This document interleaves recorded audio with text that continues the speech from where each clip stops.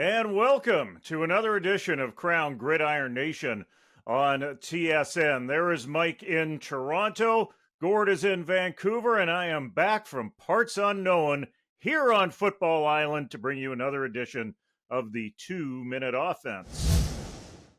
Let's go first to the Mountain West Championship. Boise State over UNLV 44-20. Ty Benefield with a big game for the freshman from Vancouver. 3 tackles and 3 pass breakups. Unfortunately, Mississauga's Jet Elad was a scratch. FCS playoffs we go. Idaho 2017 winners in overtime versus Southern Illinois. Amari Notice with 2 tackles for the Vandals. And we'll save the prettiest postcard for last. Montana thumping Delaware 49-19. Peelan White from North Vancouver led all receivers with 88 yards, including this long-distance trip to the snowy promised land. Okay, a straight college football talk piece here, regardless of passport. Gord, what do you think of the 4 teams in the running for the national championship? Well, I would say that if you have any illusions about what moves the needle in college football in the year 2023-24, then this dispelled any of those illusions. I mean, effectively what you have in the Final Four is you have 2 Big Ten teams and 2 SEC teams. Now, 2 of those teams are teams that are on their way into those conferences, but it's pretty clear that the glad handing with those Power 2 conferences that have now pulled away from the rest of the pack is clear here. And that's really, I think, what the statement is here, is that starting next year with the additions of the 4 Pac-12, former Pac-12 teams to the Big Ten, with the additions of Texas and Oklahoma to the SEC, that this is effectively no longer a Power 5. It's no longer even a Power 4 with the Pac-12 dead. It's now a Power 2. It's the SEC and it's the Big Ten. That's all that matters. And if you're in any other conference, you better be trying to find a way to angle your way in. And that's essentially what college football has done. So this has been the result of that dance with the devil. As for the decision itself, the reason I say it's obvious that those politics are what actually made this decision is that if you are a selection committee looking to determine a national champion and an undisputed national champion, then you have abdicated your responsibility and you have not done your job by leaving out a team that has not lost a football game this season. And I don't know how much more complicated we have to make it than that. And I've seen all sorts of mental gymnastics over the last few days since that decision was made, trying to justify, well, Alabama is clearly one of the 4 best teams right now. Maybe they are, but they also lost to Texas by 10 points already this season. So they've had their shot against one of the other finalists and lost it. And Florida State hasn't lost a game. So you can't sit there in some boardroom and just assume that because Florida State lost their starting quarterback to an injury that they will lose a game against these 4 teams, because they haven't had the chance to do that. They have given you no actual evidence to say that that is going to happen other than your assumptions. And that, to me, is a complete travesty and puts the entire national championship this season under a shroud of doubt. Because if Florida State goes in and wins their bowl game, now we're back to the BCS era where they're going to rightfully so claim a share of the national title. How much money is this costing Florida State with an opportunity to win maybe a couple of bowl games, and it's going to hurt recruiting? Because who's going to want to go to that entire conference now? Because you can go undefeated and still not get a kick at the Final Four, which makes absolutely no sense whatsoever. I really feel for those guys. What I would like to see more than anything else is for Florida State to get its invitation to its bowl game and say, I think we'll pass, because these games don't mean anything anyway, and then sue the NCAA. I would just absolutely love to see that. Not going to happen, mind you, but it is what it is. I think if you do the power rating now, and I guess this is the excuse now of the selection committee, I can see the argument without a team having its best offensive player at the most important position on the field. I totally get where they're coming from, but at the same time, let's just not play the regular season and let's just try to pick 4 names out of a hat and take it from there. It's too bad. It really sucks for us, FSU, but it is what it is. And now I can see teams wanting to transfer into the Power 2 conference, as Gord puts it. Well, at least we're not arguing about the U Sports top 10 on the show this week. Let's take a look at those championship games. A good way for the Pac-12 to go out if it had to go out, Gord. Yeah, I mean, what a fantastic game. And of course, it served as the lone showcase on Friday night. So everybody's eyes were on it. And everybody saw firsthand what a great level of ball that was and how good both those teams looked. And Washington had kind of been in the doldrums, had kind of been going through the motions for the last month or so and came into this game as underdogs, which certain people out in Seattle took as a slight. And they translated it. They were in control of this right from the first whistle, it felt. And Oregon was game. They punched back gamely, but it did feel like Washington was out to make a statement here, and they did from beginning to end. And I mean, there's no questioning that they're one of the top 4 teams in the country this year.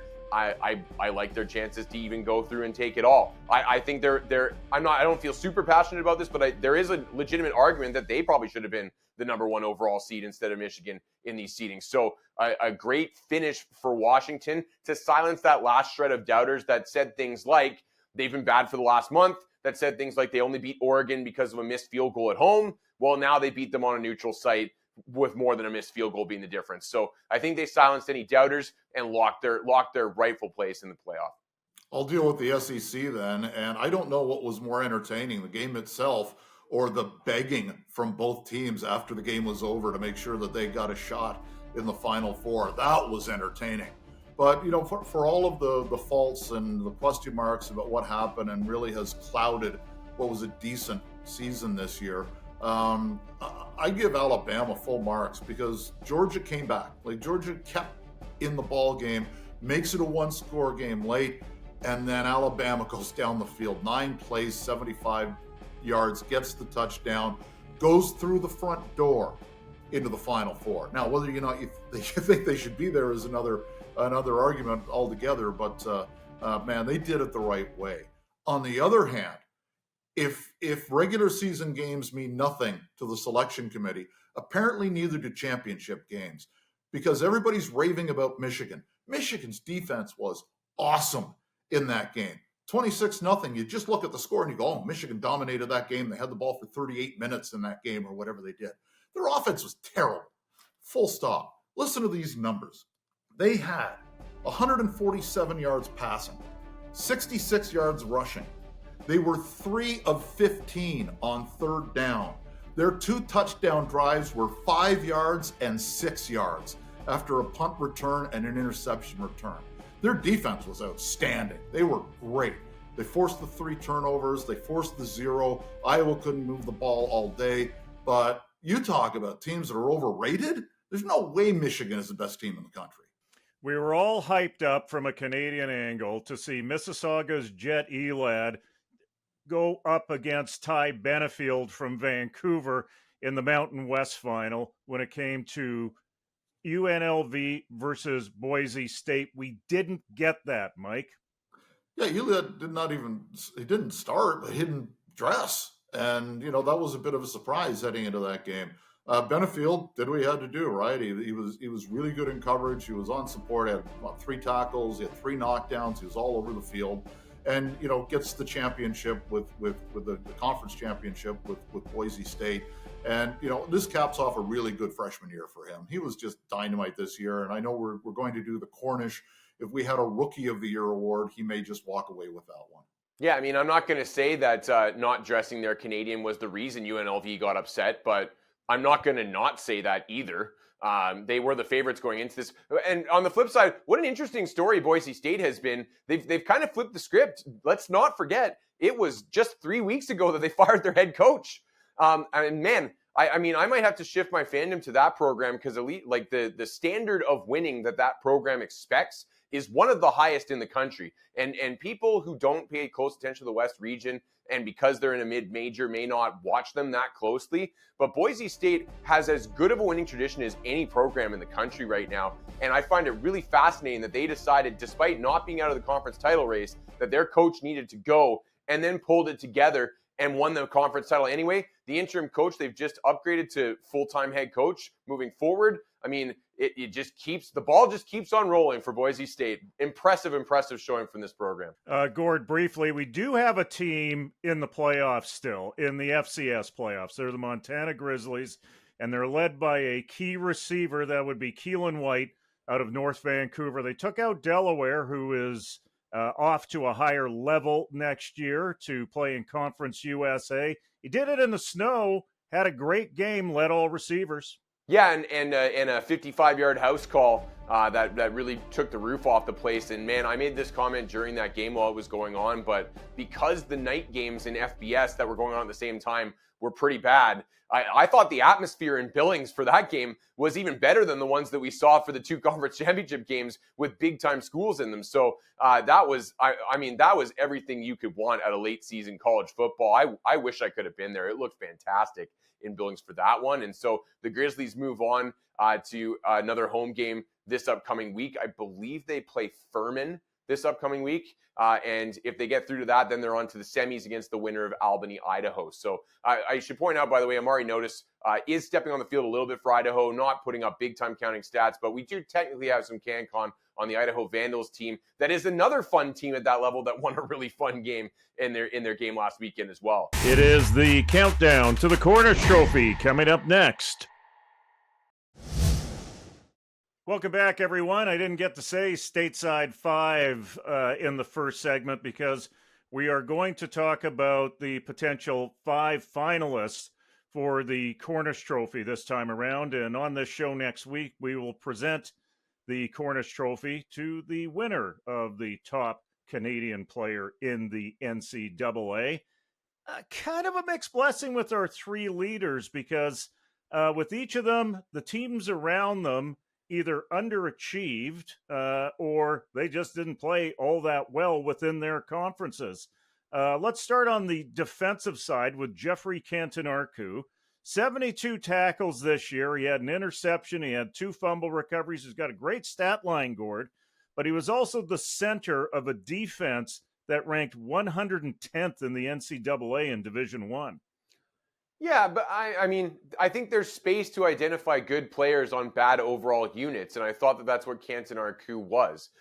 He graded out pretty well on PFF's metrics, for example, and while he didn't rack up the most gaudy tackle numbers, what he did have was an affinity for making splash plays at big times for this defense. And so, I felt that he was one of the better players on that defense, and if not the best player on that defense in terms of overall performance this year. And it felt like he was kind of in the middle of everything and able to do a little bit of everything, right? He was able to pressure the quarterback a little bit, made some tackles in the backfield, 3.5 tackles for loss, for example, which isn't a huge number, but shows he chipped in there. The special teams play that he took back to the house on the blocked field goal. So there was a whole bunch of different ways that GCA contributed to his team's success and what was overall a pretty successful year for Memphis, despite maybe the lack of statistical prowess for his defense. And I think if you look at the overall numbers, if we're going to compare him to guys who went before him, Eamon Ogbongbemiga is maybe the most recent guy who had over 100 tackles twice. So, he falls short in that category, but he made the tackles he was there for. And the one thing that I look for in terms of, Cornish voting, I want that one big game. I want that splash as well as the consistency. And we know he was consistent, but he had the overtime game against Charlotte where he had the dozen tackles. He had the pick. He had the sack. That's one of the better games in the NCAA this year for one guy. And, he checks that box. Was he consistent? Yes. But if we're looking at overall numbers, which I know sometimes we're kind of lazy and look at numbers only, he may fall short in that area. But he had a hell of a season, whether he had 100 tackles or not. Well, Mike, if you want a big game, Alec Manor had the biggest game as a receiver in Division I football in the NCAA this year. It was a bit of a shocker against Colorado, against Coach Prime, where all of his numbers came in the second half. And from that point on, he became a dominant receiver in the Pac-12. However, his Stanford Cardinal, not a dominant team in the Pac-12. No, but again, if we're going to talk about the flash games, he had more than one. And once he had that big one, the 300-yarder, almost 3 touchdowns, it was a ridiculous evening. That kind of put him on everybody's radar and certainly had us talking more about him as the season went on. But it wasn't the only one. He played tough teams this year, and he had a great game against Washington. where he was up over 100 as well. I think he had 9 catches in that game. He was just dynamite. So, he's got everything. He's got size, he's got speed, he's got hands. He's really the complete package. And if we're going to go into the stats section, he broke 1,000 yards, which is a really important plateau for a receiver to hit. So, if we're starting to check off boxes, there's not much left to be desired. And can you penalize him for being on a bad team? And I would remind both of you that just last week on this program, I talked about, in the context of Damien Alford, how for receivers, oftentimes their stats are a reflection of the quarterback play they receive. And to his credit, for Manor, it didn't seem like it seemed like he was immune from that. He did not get great quarterback play. This was not a great offense on the whole, and yet he still found a way to make an impact. And I mean, we watched that Colorado game, it got to the point where everybody knew the ball was going to him, and they were just peppering him with targets anyway, and he was coming up with the catch more times than not. It was really impressive the way he showed the ability to be able to take over games. And so with that in mind, I would say the fact that his team wasn't great on the whole might actually be more of a credit than a demerit for Manor in this debate. And I would also point out that this trophy is named after a guy by the name of John Cornish, who, if you watch the Kansas teams that he played for his entire college career, not great teams. So I don't know if it's in the spirit of the award for us to say, yeah, but his team wasn't overly successful when we're ultimately making the call at the end of the day. And so for me, Manor, it's all positive. He goes over 1,000 yards total on the season. So as Mike alluded to, not just a one-game wonder. And with a Stanford team that wasn't great, but was against very good competition. I think they played 6 top 25 teams in their schedule this year. And so that all I think needs to be factored in as well. Ohio quarterback Curtis Rourke. I think if you would have asked most people before this season started, he would have been the odds-on favorite for this. But I think he is within this pack of 3 now. And Gord, I would say that the biggest knock on Curtis Rourke in 2023 was the play of Curtis Rourke from 2022. Yeah, for sure. I mean, he returned this year as the highest graded quarterback by PFF metrics coming back in all of college football. It was up in I think it was 93 or something like that, which is off the charts. He was outstanding last year prior to his knee getting blown up. And then he comes back, and not only does he have a very high bar to live up to, but he's also got to recover from that knee injury, lest we forget the concussion on opening day against San Diego State. So it wasn't a great start to his season. Took him a while to get on track when he got back. And when he got on track, he was fine. Every time I watched Curtis Rourke play this year, I was like, yeah, he's doing pretty well. But it just, we talked about the lack of blow-up games. That was essentially it. I think the biggest knock on Curtis Rourke's season this year was that very rarely, if ever, did I watch an Ohio game and go, wow, Rourke led them to victory. They won that game because of Curtis Rourke. They won that game because Curtis contributed to the game. That happened pretty much every week. But when they won games, it wasn't that they were winning shootouts where Rourke was putting the offense on his back and dragging them to victory. They were winning most of their games because they had a stingy defense, and Rourke's offense was doing enough to control the ball and put up the points they need to put up. And so that's probably the biggest knock on him, is that his team was successful. His overall line is okay. The numbers don't blow you away, but there was never really an instance where Ohio was being led by Curtis Rourke, I felt, this season. Just win, baby. And if you've got the big stat for him, it's 8-2 in the games, aside from the one where he had the concussion week 1. I also, we talked about his interceptions last week, where he had 1 more than he did last year. Still a decent number, 5, but he had those in 2 games. He had a 2-pick game and he had a 3-pick game, and he won one of those 2 games. If you look at a quarterback and say, oh, you've got to go and be, from an earlier day gone by, you got to be Dan Marino every week and go out and, to hell with the running game. Let's just go out and throw the ball all over the yard. That's not your guy. He took what was given him. He played a really cerebral game this year, whether it be the play calling, whether it be his play calling or audibles or what was sent into him. They did the right thing to win. And yeah, their defense was better than their offense this year. But when Rourke got the football, he looked after it, and he led them to 8 wins this year in the 10 games that he finished. So, sometimes we do put too much of a premium on stats. His stats were not good compared to a year ago. The touchdowns way down, more than 1,000 yards, fewer passing yards than he had a year ago. But, if you're going to consider just wins and what a quarterback's supposed to do, he had a good year.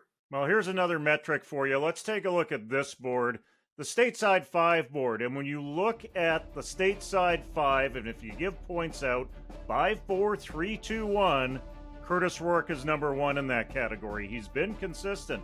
However, Jeffrey Canton-Arcou placed first 4 times. So we had the discussion earlier in this season about what type of player would you be looking for if you were a scout or a coach. A player coming out of college with those big games versus a player with consistent games.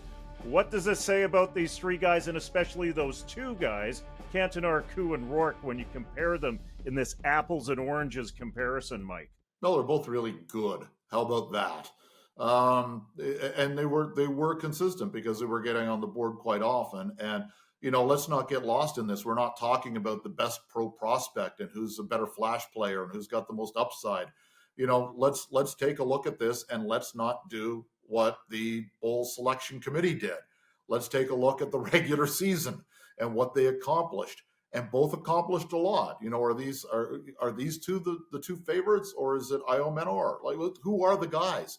It's not an easy discussion, but I think we can agree that those are the 3 top names on our list. And the 2 guys you alluded to off the top both had great seasons, and maybe Io Menor should have been on the StateSide Five a couple of more times.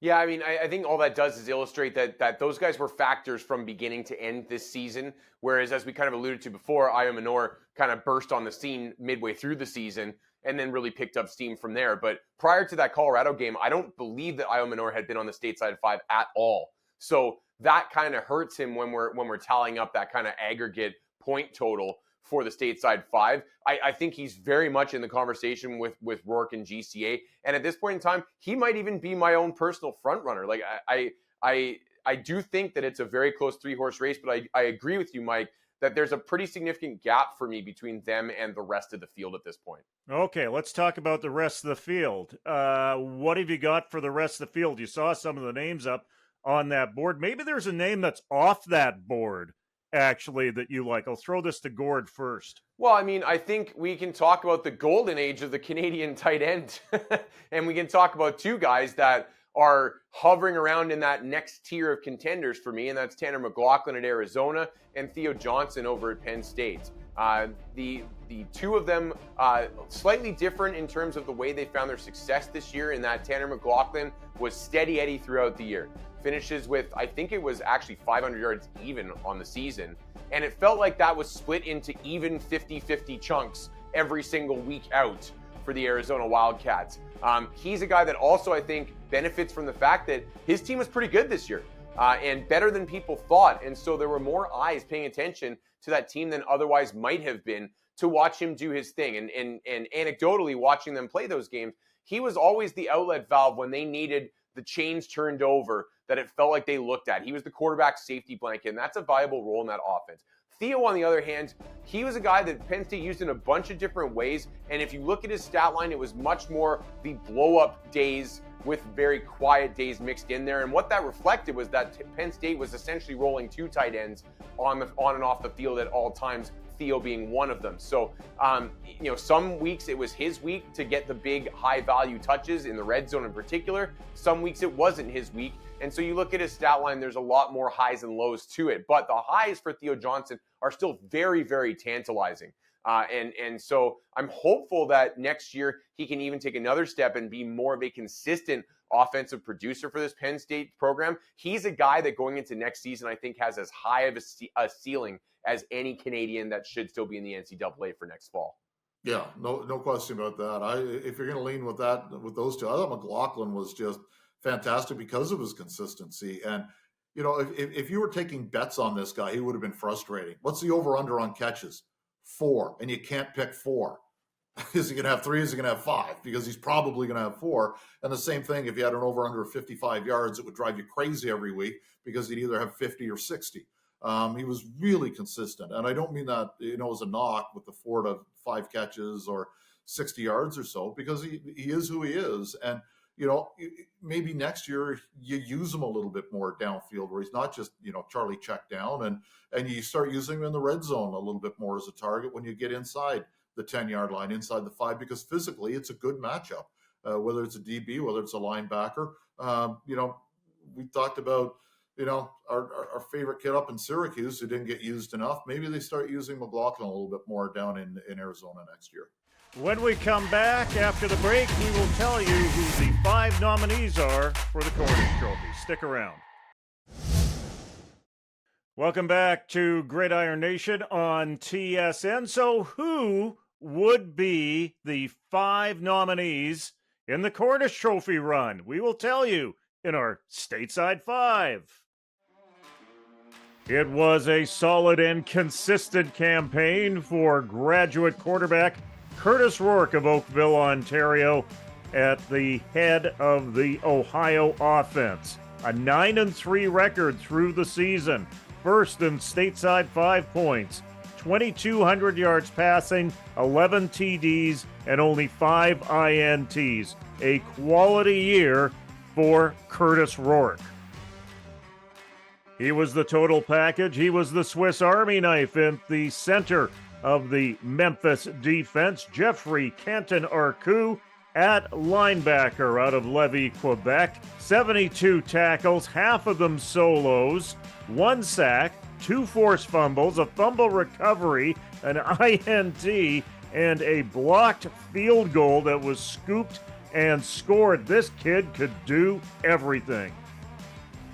Quiet in the first third of the season, and man, did this kid strike a sonic boom through the Pac-12. Alec Io-Manor from Stanford, only a 3-9 record with the Cardinal, but man, he was the leader on offense. 62 receptions, over 1,000 yards receiving, and 6 trips to the promised land for the Medicine Hat native. Mississauga, Ontario's Jet Elad at defensive back for UNLV as they made it to the Mountain West final. Too bad Elad couldn't have joined them. He had 55 tackles, 35 of them solo, a fumble recovery, and 6 pass breakups. And he was a reliable target on the surprising Arizona Wildcats, who struck a 9-3 record. We're talking about Tanner McLaughlin from Lethbridge, Alberta, Canada. 42 receptions and even 500 yards and 4 TDs. This guy might have the NFL in his future. So those are our 5 finalists, and we will announce the winner of the Cornish Trophy on this very show on TSN next week. A little bit of housekeeping to do now in U Sports, and a lot of housekeeping when it comes to head coaches. Speaking of StateSide 5, there's a Northern 5 right now in terms of open positions across the country. My understanding is that there's been a transition in Sherbrooke that's underway. McGill has said goodbye to their head coach. In Calgary, Wayne Harris has retired. They're in the market for a new coach. And the 2 teams, Mike, in the GTA, York and Toronto, are searching for new head coaches. It's kind of funny in terms of the resources that are put into some of these programs don't necessarily meet up with realistic expectations when it comes to some of these administrations. Yeah, it's tough sledding at York, and whatever they did this year didn't work. To be very, very, very kind, you've got a couple of guys on staff who I'm sure are interested in the full-time job. I don't know what you have to do. If anybody from another successful program wants to go in there and take the bull by the horns, I think it was Jacques Chapdelaine who, when he was at Laval, said, I enjoy what I'm doing here because there are fewer jobs coaching Canadian university football than there are Canadian astronauts. So, it's not, there are not a lot of jobs when you think about it. So you think there would be a long lineup of people wanting to get involved in the program and an opportunity to say, hey, we can do this. York has not had a problem getting good players. They've had a problem getting a lot of good players and keeping them. They've never had depth in that program, even when they've had elite players. And there's still a handful playing in the Canadian Football League right now. So I don't know what they're going to do there. I would hope they would go outside and get somebody who's been coaching at a very successful program, somebody who wants to make a program their own and see what he can do with it. In Toronto, a little bit different where, you've got a lot of really good athletes. Again, depth is a problem, and so is getting some of the guys in because there's not a lot of wiggle room in terms of academics, and it's a really difficult school to get into in terms of marks. I don't know what they're going to do as a head coach, but I personally, Bob Mullen's on staff, and anybody who's ever played for Bob Mullen has loved Bob Mullen. He's a really good coach. Maybe is it time now for Bobby to take the reins as a head coach of a football program in this country? Good name, wrong spelling. A number of the top U Sports coaches were in Vancouver this past weekend. Gord, you were working with some of them around a high school all-star game. What was the take there about the status of coaching? Let's start in Toronto because I think you talked to Bob, didn't you? Yeah, Bob Mullen was one of the guys who was out here for that game, and I talked to him, and he expressed to me that he's hoping to stay on staff at Toronto. He loves being there, but he has no interest in being the head guy. He basically said, I'm kind of past that now, and in fact said, going back to not being the head guy has kind of rekindled my love for coaching, and it's been far more enjoyable for me. So I think he's hoping to stick with that program and probably will present his services to that program at a very friendly rate.